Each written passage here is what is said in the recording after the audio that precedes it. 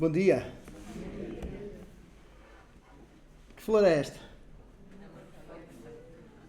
Percebem todos muito de flores.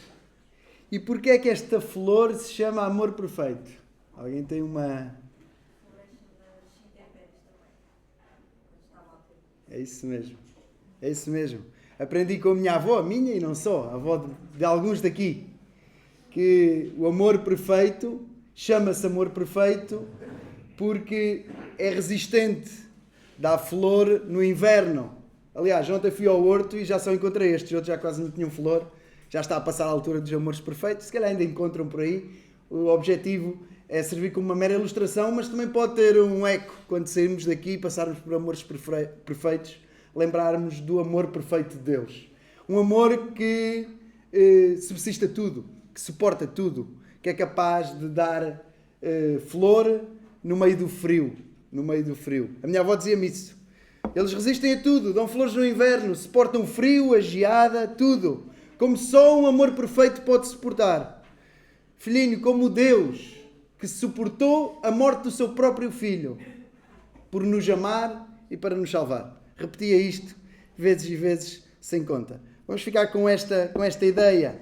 Na semana passada, o nosso teste de paternidade foi-nos servido através do teste da audição seletiva. O teste da audição seletiva. E nós fomos desafiados a pensar e a responder a esta pergunta. Quem é que nós ouvimos? Quem é que nós ouvimos? Nós ouvimos ou o espírito do erro, do mundo, que diz que Jesus não veio em carne. E notem que na altura essa era uma questão filosófica dos pensadores, mas hoje a esmagadora maioria das pessoas vai dizer que Jesus não veio em carne. Ou se veio esse Jesus histórico, não era o Filho de Deus. Então, na realidade, é a mesma coisa. O Filho de Deus não veio, não encarnou. Deus não encarnou. Nós ouvimos esse espírito, o espírito do erro, o espírito do mundo, ou o espírito da verdade. Os apóstolos, a palavra, a verdade apostólica, a verdade daqueles que foram as testemunhas, que viram, tocaram, ouviram e escreveram inspirados pelo Espírito Santo. Ouvimos este Espírito da verdade, os apóstolos, que confessam que Jesus veio em carne. Que confessam, que declaram, que anunciam que Jesus é o Filho de Deus e veio mesmo em carne e osso. Tornou-se um de nós. Basicamente, em resposta à pergunta quem é que nós ouvimos, nós podemos responder: não é para ouvir todos. Não é para ouvir toda a gente. Ouvir no sentido de aceitar, no sentido de concordar, no sentido de receber. Precisamos de discernimento. Foi uma palavra que foi usada. Precisamos de discernimento. E hoje nós avançamos então, e por isso a ilustração aqui do amor perfeito, como Daniel já disse, nós avançamos para o teste do amor. O teste do amor. E é interessante que o capítulo 4 junta estes dois temas, não é? A primeira parte do capítulo, a semana passada, falando-nos da necessidade de discernimento, e agora toda a parte final do capítulo, até a maior parte do capítulo, do 7 ao 21, é o que nós vamos estar a considerar, fala-nos do amor. Fala-nos do amor. E é interessante como João, inspirado pelo Espírito Santo, junta dois temas: a necessidade de discernimento e o amor de Deus, o amor a Deus que se transborda para o amor aos outros. É interessante que junta discernimento e amor, que são dois assuntos que normalmente se tendem a separar. João já fez isso antes, juntou verdade e amor. Também dois temas que normalmente se tendem hoje a separar. Parece que temos que escolher entre a verdade e o amor. Não, não. Eles estão juntos, são a mesma coisa. E aqui, igual, discernimento e amor também estão juntos. João junta as coisas. E ver isto também assim de panorama de cima. Olha o capítulo 4, interessante. Fala primeiro da necessidade de discernimento e depois fala do amor. Fala de amarmos os outros por causa do amor de Deus, por causa desse impacto na nossa vida. Então, ignorar que Deus é amor é falta de discernimento. Ignorar que Deus ama e que Deus é amor é falta de discernimento. Mas pensar que o amor de Deus implica algum nível de ausência de critério na seleção que devemos fazer quando ouvimos os outros, também é falta de discernimento. Ignorar que Deus é amor é falta de discernimento. Achar que temos que deixar de escolher quem ouvir, que temos que abdicar dessa seleção, também é falta de discernimento. João junta as coisas. Vamos lá. Vamos então ao nosso texto, na primeira carta de João, no capítulo 4, e vamos ler hoje, então, a partir do 7 até ao fim, até ao 21. Primeira carta de João, capítulo 4. Eu vou esperar que abram todos, ou quase todos. E vamos ler então do 7 até ao final. E como eu costumo fazer, eu vou pedir a alguém que leia alto, bom som, que possa ficar de pé e que leia alto e pausadamente para nós este texto. Creio que já estamos todos. Quem quiser pode ler.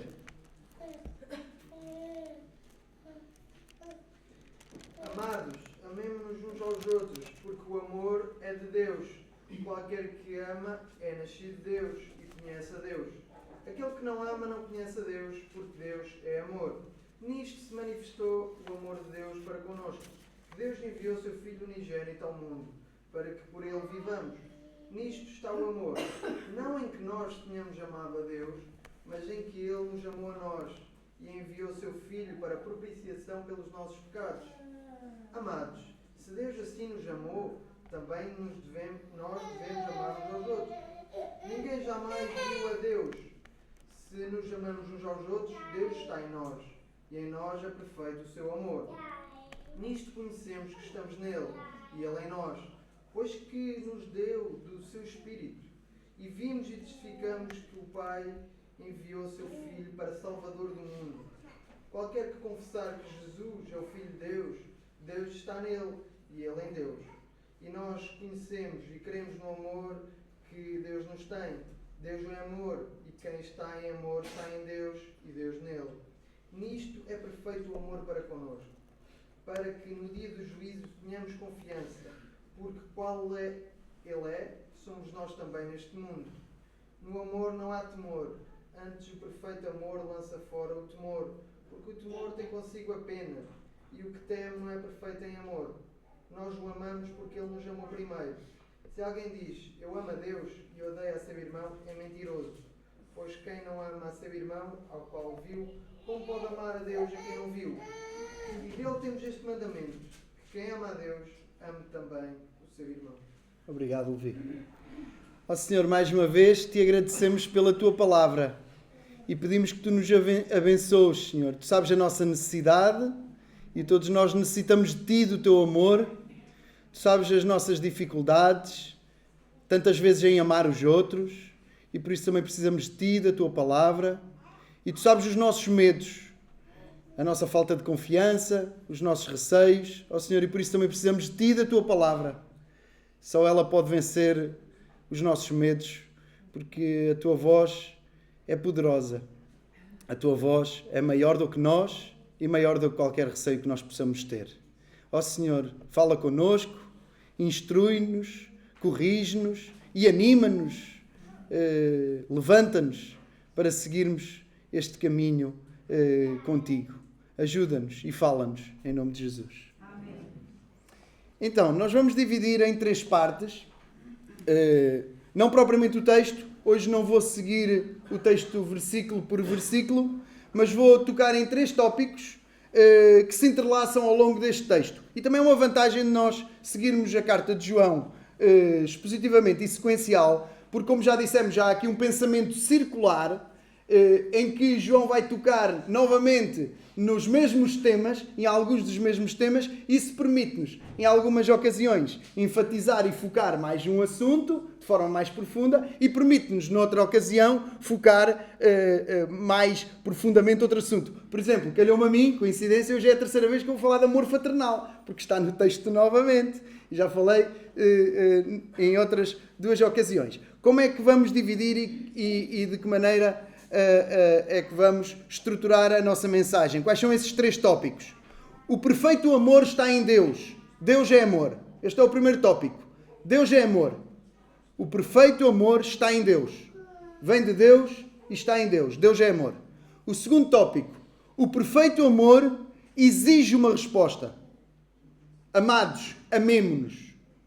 O perfeito amor exige resposta, exige um eco, espera um eco, uma consequência. Aqueles que são amados Transborda o amor. E terceiro lugar, o perfeito amor traz confiança. Ou como diz o texto, a certa altura, lança fora o medo. O perfeito amor traz confiança. Então vamos falar de Deus ser amor, de nós devermos amar-nos uns aos outros, e desse amor, desse transbordar de amor, resultar não só em amor para com os outros, mas confiança em nossos próprios corações. Confiança na nossa própria fé, ao ponto de encararmos de determinada forma o dia do juízo. Com confiança. É este o objetivo. Então, primeiro ponto. O perfeito amor está em Deus. Deus é amor. Deus é amor.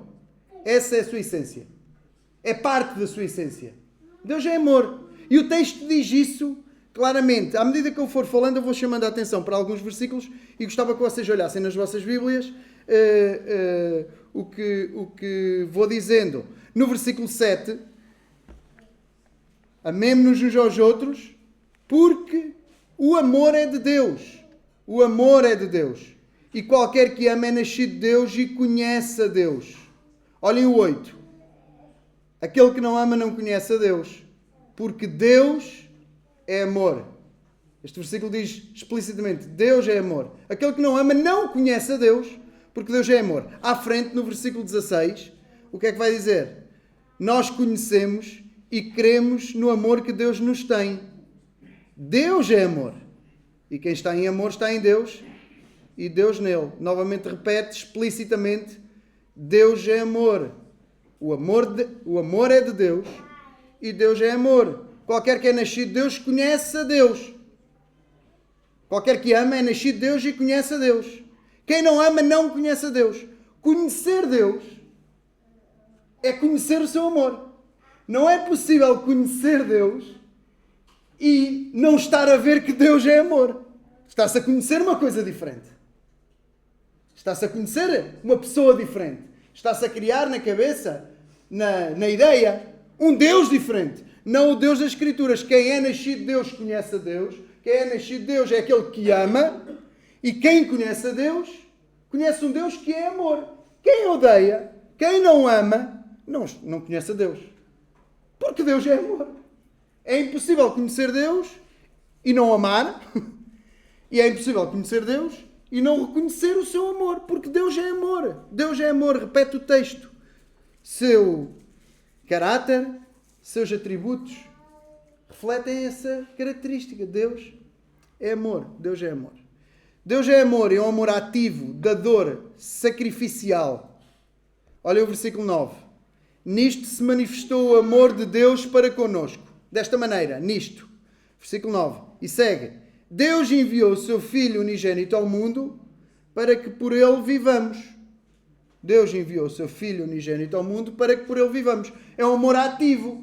Da última vez que falei sobre o teste de Caim, a determinada altura, o que é que João dizia? Irmãos, não amemos de palavra. Isto não pode ser só conversa. O amor de Deus também não é só conversa.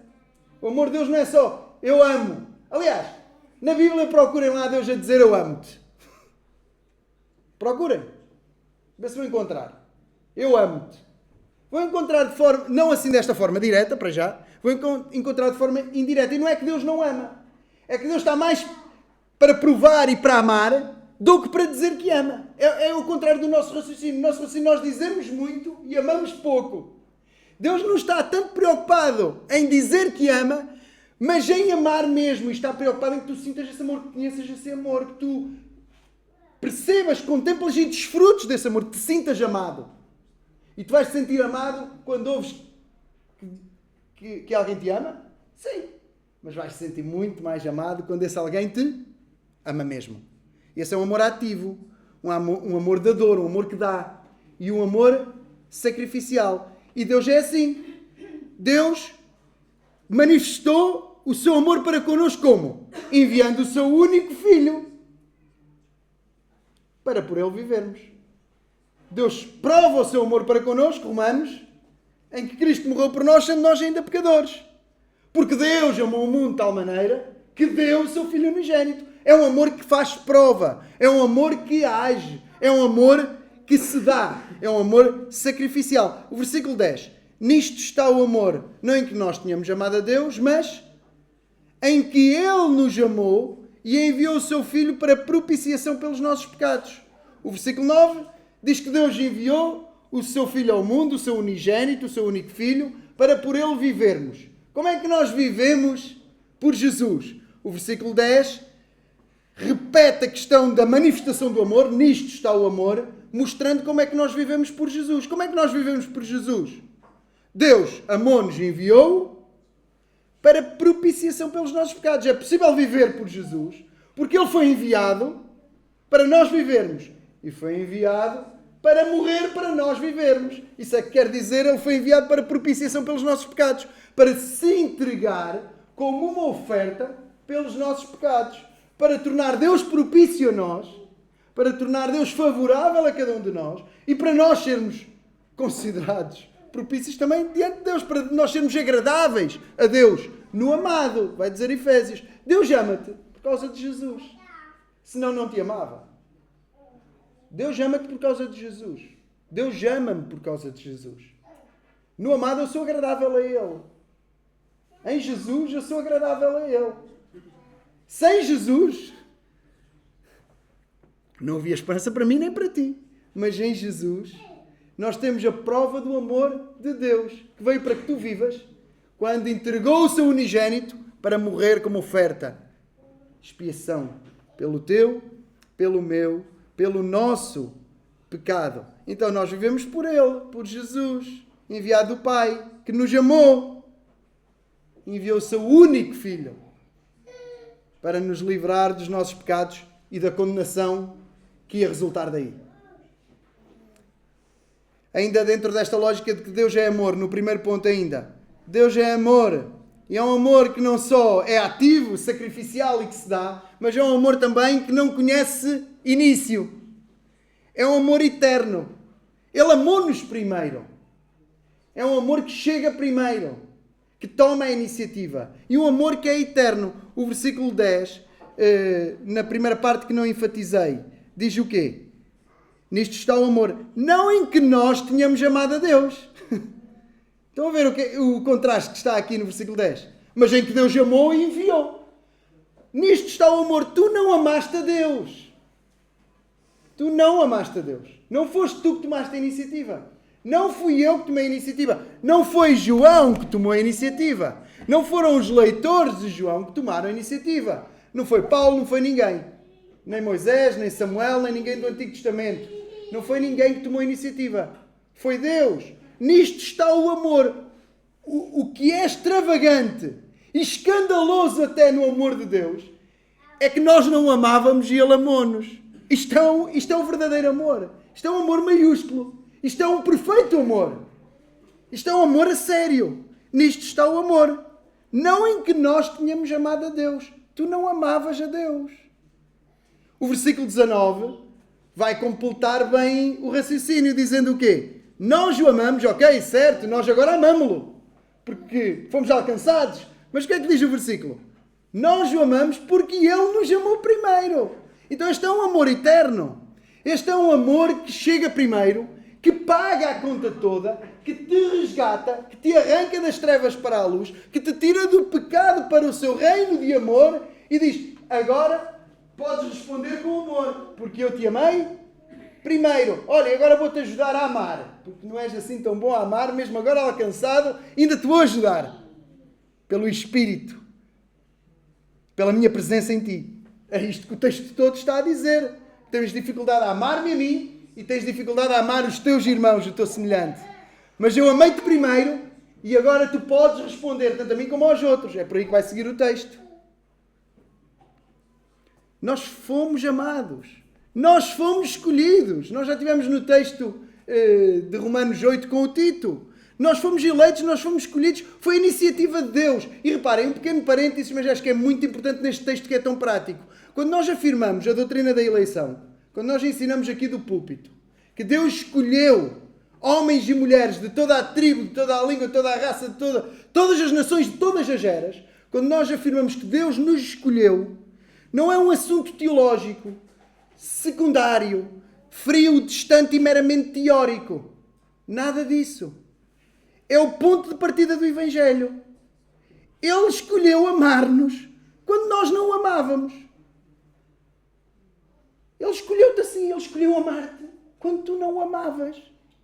Não é uma coisa para teólogo discutir se há eleição, se não há. Claro que há! E não é uma coisa distante, teórica e fria. É o cerne do Evangelho.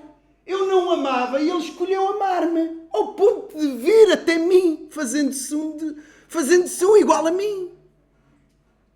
Isto é o cerne do Evangelho. Sem isto não há Evangelho. É o ponto de partida. É o ponto de partida. Então, meus irmãos, Deus é amor. E Deus ama-nos. Deus ama-te. Deus ama-te. Com amor eterno. Com amor eterno. Com amor que ninguém pode apagar. Com amor que não é temporário. Com amor que não muda com as circunstâncias.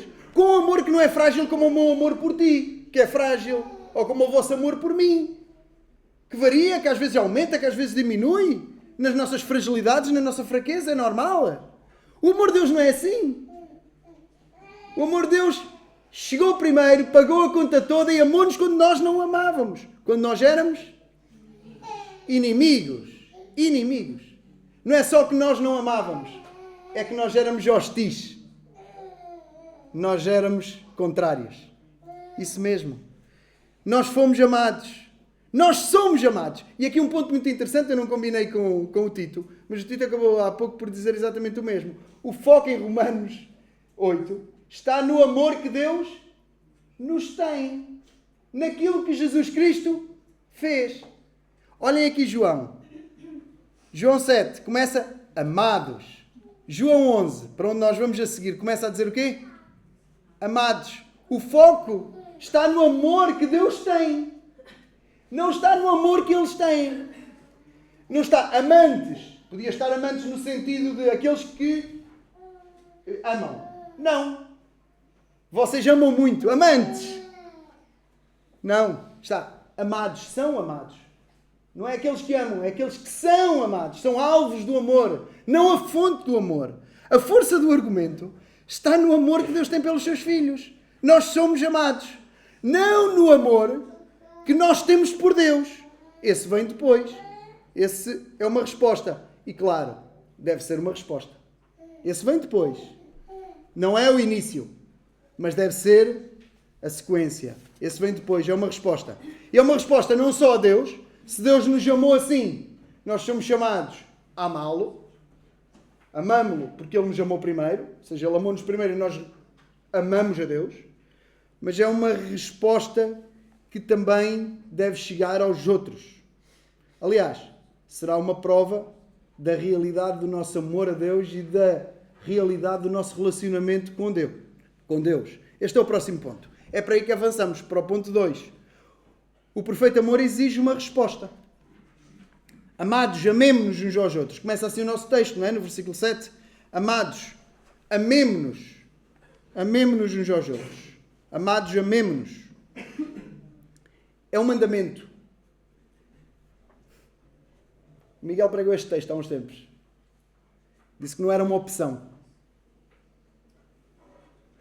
Não é uma opção. Amar não é uma opção, não. Não é algo que tu podes optar a quero ou não quero. Não é. É um mandamento.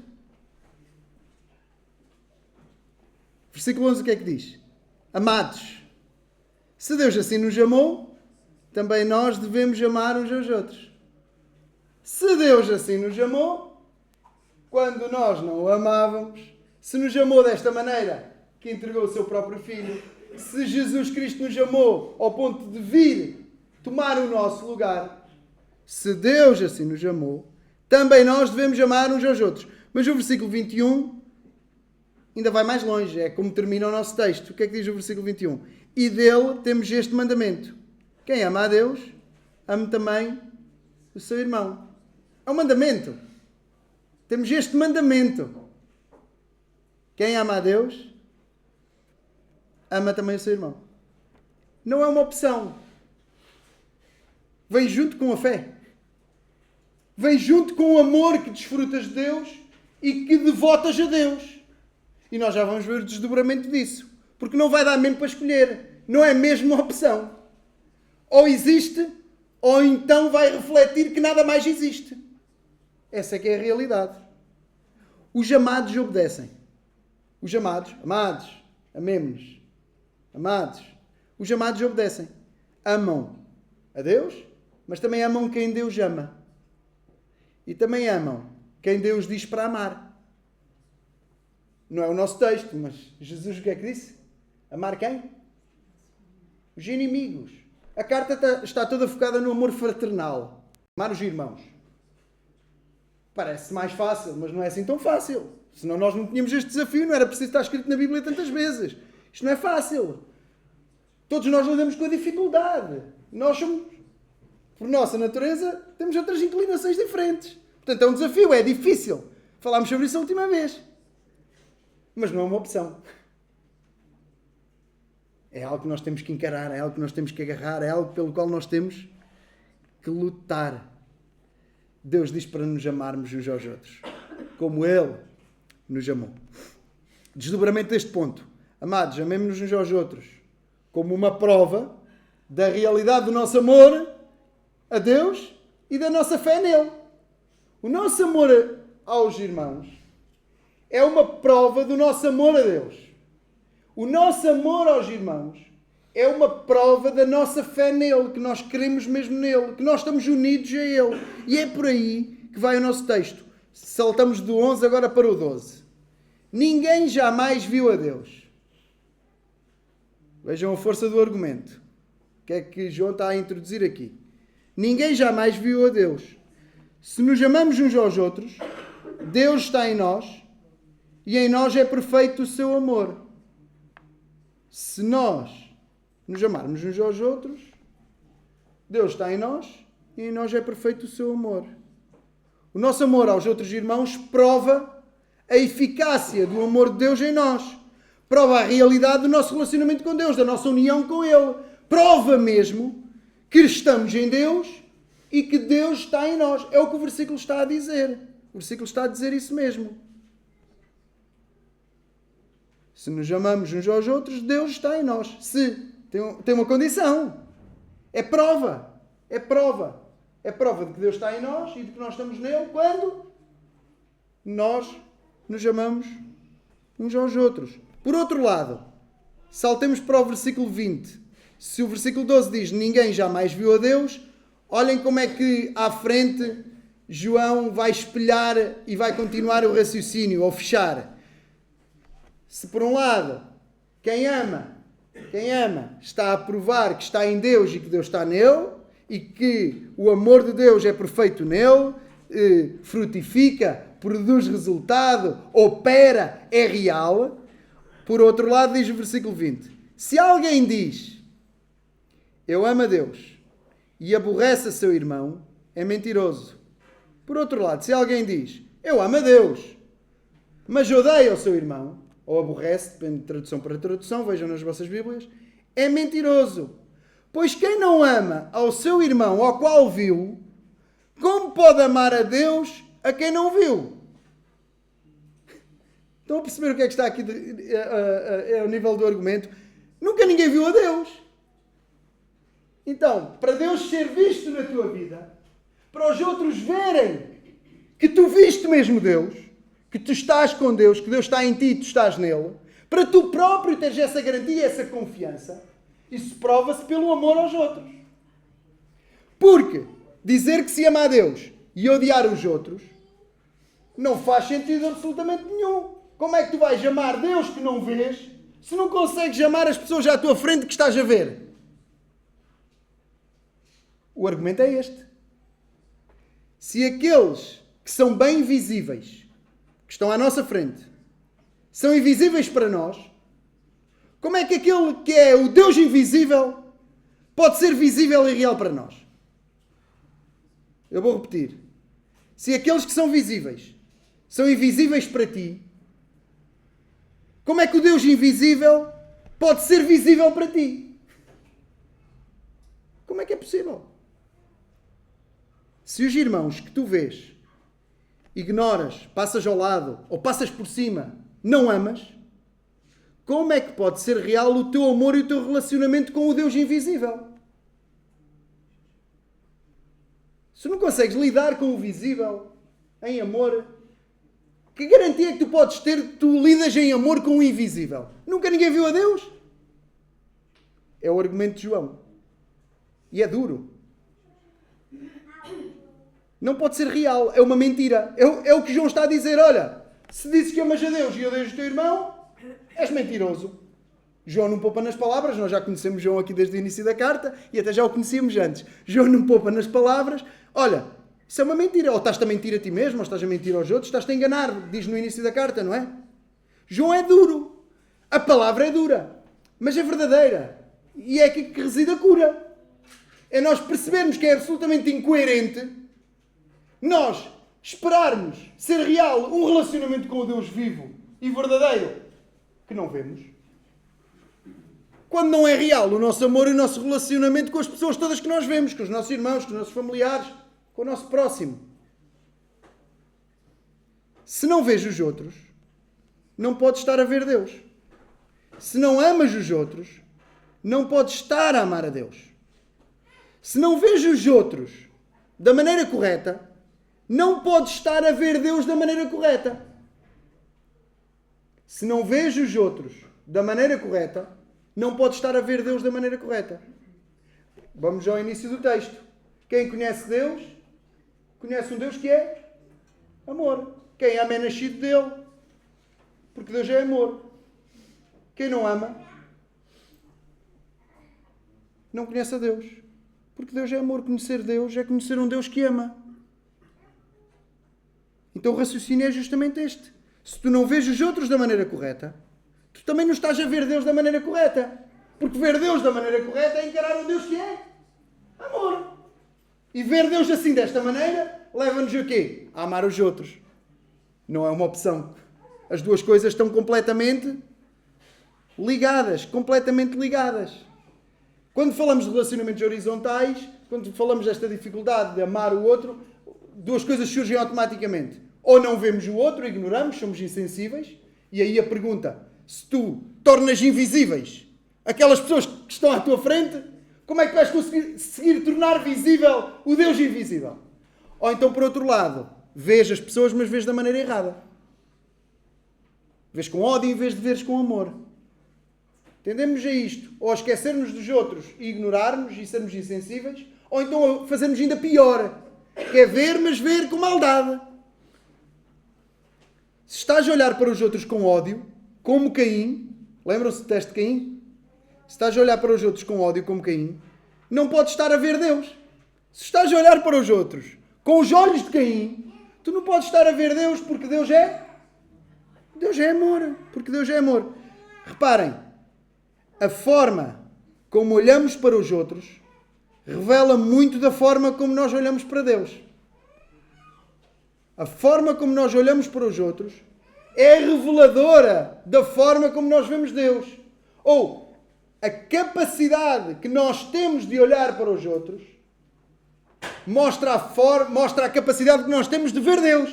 Porque quanto mais vemos Deus e o seu amor, mais amamos. Ou então não estamos a ver coisa nenhuma. Lidamos com dificuldades, não estamos a falar de perfeição. Isto é uma luta, por isso é que está escrito. Mas João está a estabelecer um lado ou o outro, não é? Quem está de um lado ou do outro. Nós queremos amar ou não queremos amar. Então a luta é essa. A luta é essa. A luta é essa. Bem, era isso mesmo que eu estava a dizer. Não somos só nós, nem apenas os leitores de João, que tinham este desafio. Por isso é que isto está escrito, não é? Os crentes em Corinto, na igreja em Corinto, também tinham este desafio. E Paulo, ao escrever-lhes, no meio de tantos problemas, de tanta complicação naquela igreja, mostra-lhes qual é que é o caminho a seguir. E vamos ler. Eu vou pedir para alguém ler 1 Coríntios 13. Vale a pena irmos lá. Da mesma forma como há pouco, alguém que possa ficar de pé e ler em voz alta. 1 Coríntios 13, vamos só esperar que todos abram. No meio de tantos problemas que esta igreja tinha e que esta carta revela. No meio, Paulo, no meio de tudo o que diz, ele mostra qual é que é o caminho excelente, o caminho a seguir. 1 Coríntios 13. Quem lê? Ainda que eu fale a língua dos homens e dos anjos, se não tiver amor, serei como o bronze que soa ou como o símbolo que retine. Ainda que eu tenha o dom de profetizar e conheça todos os mistérios e toda a ciência, ainda que eu tenha também a fé, a ponto de transportar montes, se não tiver amor, nada serei. E ainda que eu distribua todos os meus bens entre os pobres, e ainda que entregue o meu próprio corpo para ser queimado, se não tiver amor, nada disso me aproveitará. O amor é paciente, é benigno, o amor não arde em ciúmes, não se ufana, não se ensoberbece, não se conduz inconvenientemente, não procura os seus interesses, não se exaspera, não se ressente do mal, não se alegra com injustiça, mas regozija-se com a verdade. Tudo sofre, tudo crê, tudo espera, tudo suporta. O amor jamais acaba, mas havendo profecias desaparecerão, havendo línguas cessarão, havendo ciência passará, porque em parte conhecemos e em parte profetizamos. Quando, porém, vier o que é perfeito, então o que é em parte será aniquilado. Quando eu era menino, falava como menino, sentia como menino, pensava como menino. Quando cheguei a ser homem, desisti das coisas próprias de menino, porque agora vemos como em espelho obscuramente, então veremos face a face. Agora o conheço em parte, então conhecerei como também sou conhecido. Agora, pois, permanecem a fé, a esperança e o amor, estes três, porém o maior destes é o amor. Obrigado, Miguel. Normalmente este texto é lido nos casamentos e nada contra. É bom que os casamentos reflitam este tipo de relacionamento e este tipo de amor, mas a importância de olharmos para a Bíblia e para a mensagem da Bíblia toda. Isto está escrito numa carta. Está escrito no meio de polémicas sobre os dons, quem é que faz aquilo, quem é que faz aquilo outro, no meio de muitos problemas de relacionamento, de partidarismo, uma série de coisas. Paulo o que é que estabelece? O caminho é este, o de amor. Amor fraternal. Este bonito hino ao amor deve ser vivido entre nós, enquanto igreja.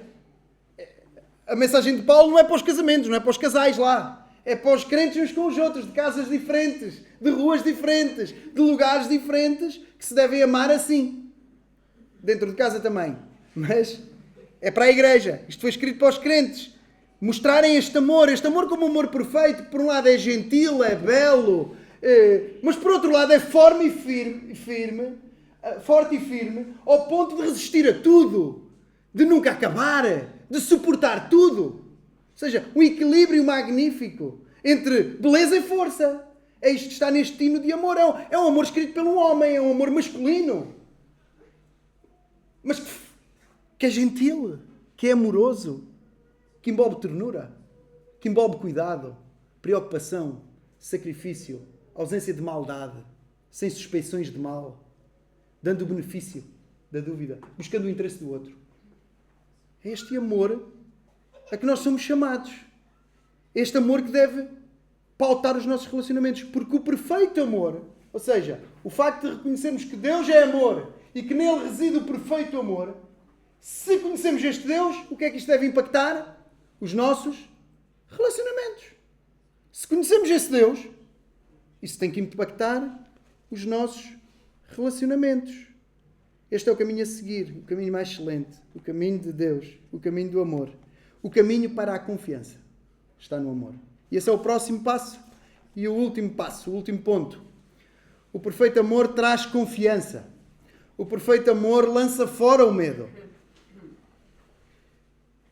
Vamos muito rapidamente passar pelo versículo 12, 13, 14 e 15. Ninguém jamais viu a Deus. Voltem lá a João. Ninguém jamais viu a Deus, dizíamos há pouco. Se não amamos os outros... Desculpem. Ninguém jamais viu a Deus. Se nós amamos os outros, Deus está em nós. E em nós é perfeito o seu amor. Nisto conhecemos que estamos nele. E ele em nós, pois nos deu do seu Espírito.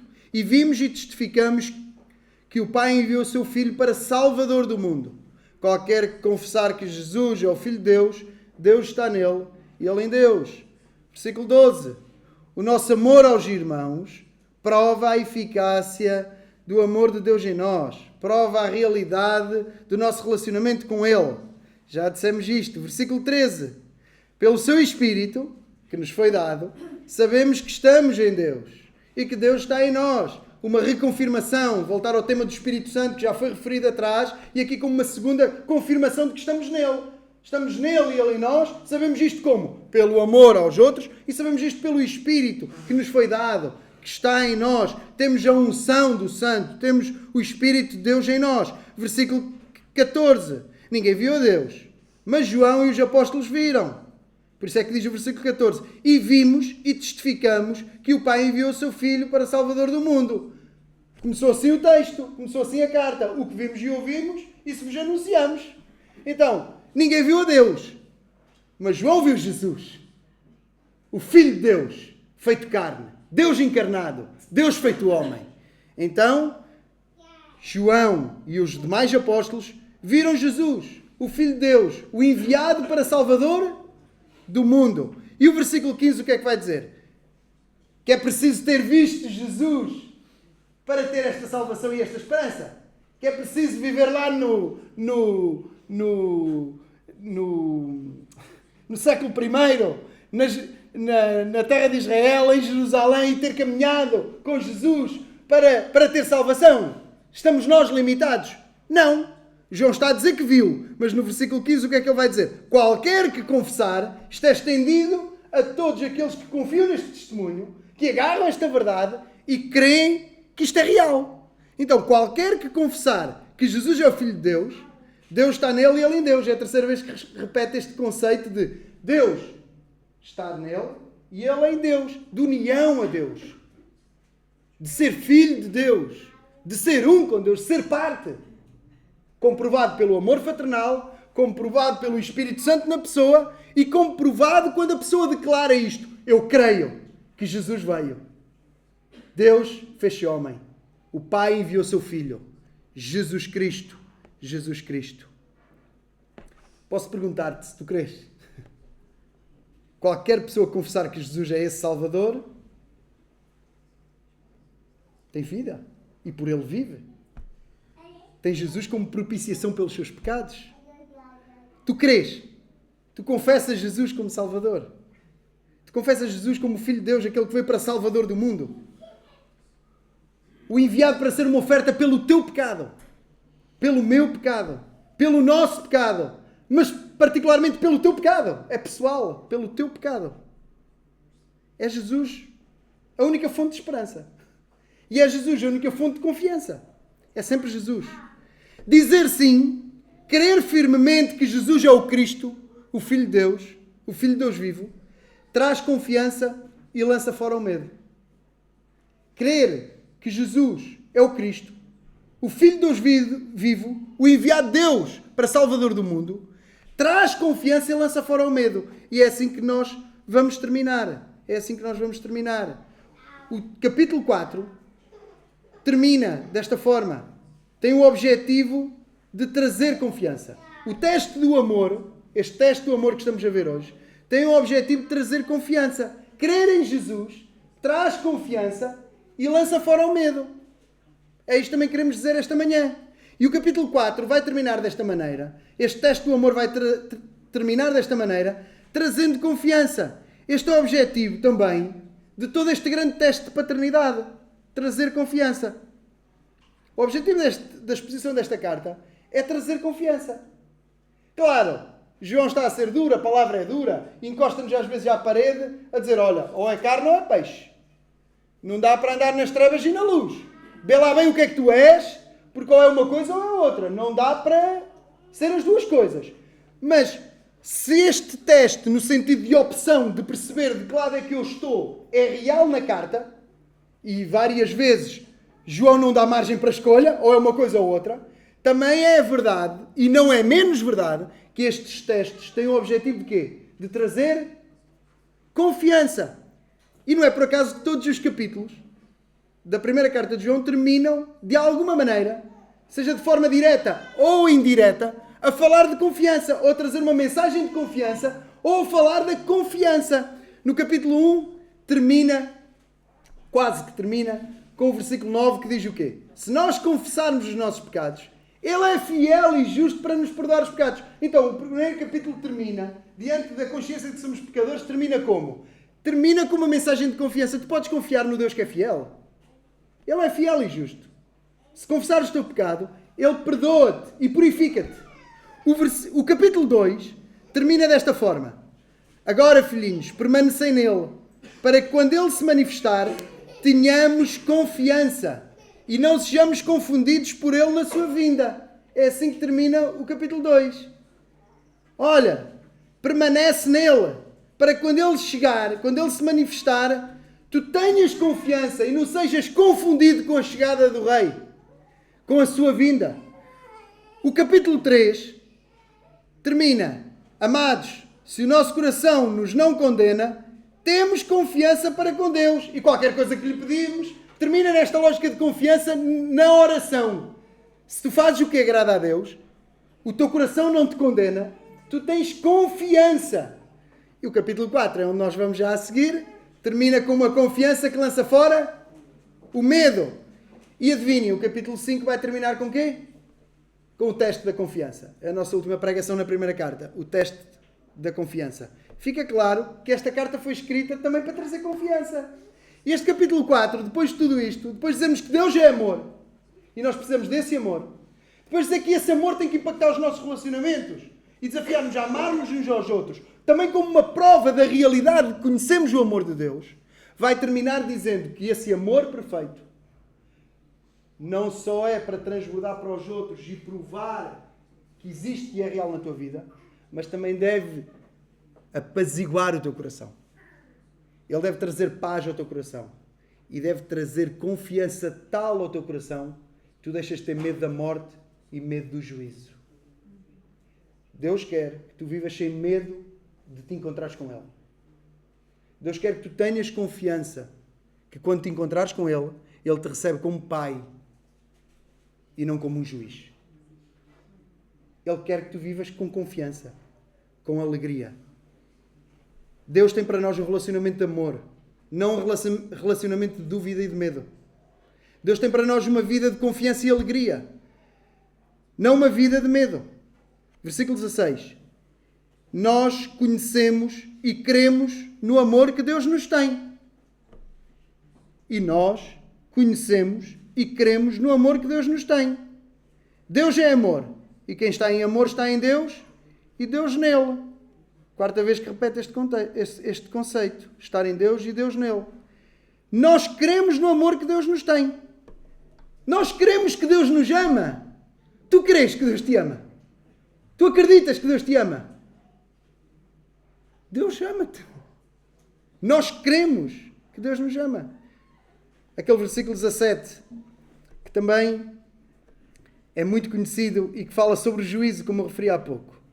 Nisto é perfeito o amor para connosco. A perfeição do amor está nisto. Está quando o medo foge. Para que no dia do juízo tenhamos confiança. Nisto é perfeito o amor para connosco. Para que no dia do juízo tenhamos confiança. Porque tal qual Ele é, somos nós também neste mundo. Tu crês no amor de Deus? Tu crês ao ponto desse amor ser perfeito no teu coração, ao ponto de tu creres que esse amor vai para além desta vida na Terra? O amor de Deus é eterno, já vimos. Ele começou lá atrás. Ele amou-nos primeiro. Mas Ele também perdura para a frente. Não é só que Ele vem da eternidade passada. Que Ele amou-nos antes da fundação do mundo. Que Ele já nos conhecia. É também que Ele vai amar-nos e estar connosco para todo o sempre. Tu crês que Deus te ama? Tu crês que esse amor vai para além desta vida? Que mesmo diante da morte, mesmo diante do dia do juízo, em que todos os homens vão dar contas a Deus, tu podes ter confiança. Tu podes encarar com confiança. Tu tens confiança ou tens medo da morte? Tu tens confiança de que podes encontrar-te hoje com Deus ou tens medo de morrer e encontrar-te com Deus? É a pergunta que o texto levanta, porque o perfeito amor dá confiança até diante do dia do juízo. E a pergunta que se coloca é: se tens essa confiança por causa do amor de Deus, porque crês no amor de Deus, ou pelo contrário, ainda tens medo do juízo e medo da morte. Quem tem medo da morte, provavelmente ainda está por sua sorte. Quem tem medo da morte, provavelmente ainda está por sua sorte. Muito rapidamente. O escritor aos Hebreus, a falar de Jesus, diz o seguinte. Vocês não vão lá que não temos tempo, mas eu vou ler. O escritor aos Hebreus, a falar de Jesus, diz assim: visto como os filhos participam da carne e do sangue, também ele participou das mesmas coisas, para que pela morte aniquilasse o que tinha o império da morte, isto é, o diabo. Como nós vivemos na carne e participamos das coisas da carne, incluindo a fragilidade, Jesus fez um de nós e participou das mesmas coisas, fez homem. Para quê? Para aniquilar o que tinha o império da morte, para aniquilar o diabo. Jesus fez um de nós, fez carne, para aniquilar o diabo, aquele que tem o controle, o império da morte. Versículo seguinte. E livrasse, Jesus, e livrasse todos os que com medo da morte estavam por toda a vida sujeitos à servidão. Jesus veio, encarnou, entregou-se para vencer o inimigo e para livrar as pessoas que estavam por toda a vida escravas e com medo da morte. Este medo da morte é normal. O mesmo texto vai dizer mais à frente que aos homens está ordenado morrer uma vez, vindo depois disso o juízo. A ideia de nos encontrarmos com Deus, a ideia de morrer, causa medo. A ideia do que vai acontecer depois causa dúvida. A ideia do que vai acontecer depois causa medo. Há um Deus que é justo. Há um Deus que é juiz. Há um Deus que não se deixa comprar. Há um Deus que vai condenar eternamente. É normal viver a vida com medo da morte. É normal ter medo de morrer e ter medo de ser condenado. Mas não é preciso ter medo. Porque Jesus veio para Salvador do mundo. Porque Jesus foi enviado pelo Pai para livrar aqueles que estavam com medo da morte.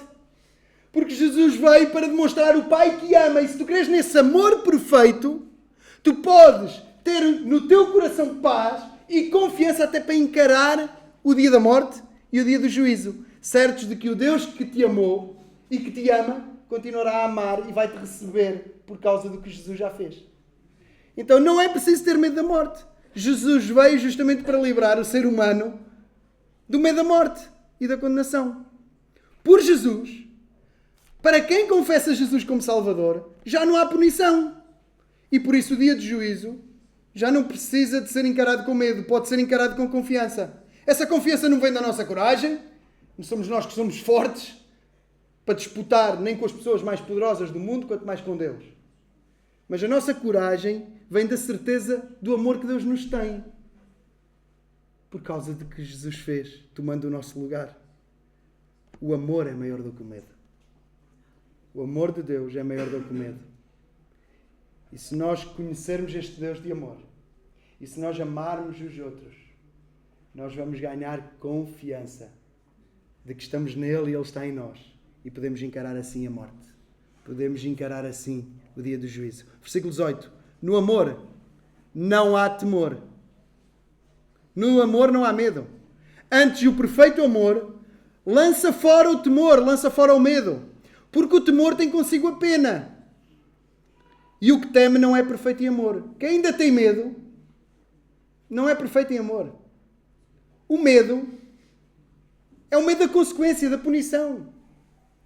Mas para quem está em Cristo Jesus já não há condenação. Quem tem medo não é perfeito em amor. Viver com medo do que acontece depois da morte revela falta de compreensão do amor de Deus. Ninguém nos pode separar do amor de Cristo. Nem a morte. Nem a morte. Podemos encarar esse passo com confiança. Deus tem para nós um relacionamento de amor. Não um relacionamento de medo. Deus tem para nós uma vida de confiança e alegria. Não uma vida de medo. Por isso, podes viver sem medo. E podes também morrer sem medo. Foi o teste do amor. Deus é amor? Sim. Amemos-nos uns aos outros? Sim. Temos medo? Não. Espero que não. Porque o perfeito amor lança fora o medo. Que assim seja com todos. Vamos terminar com a oração.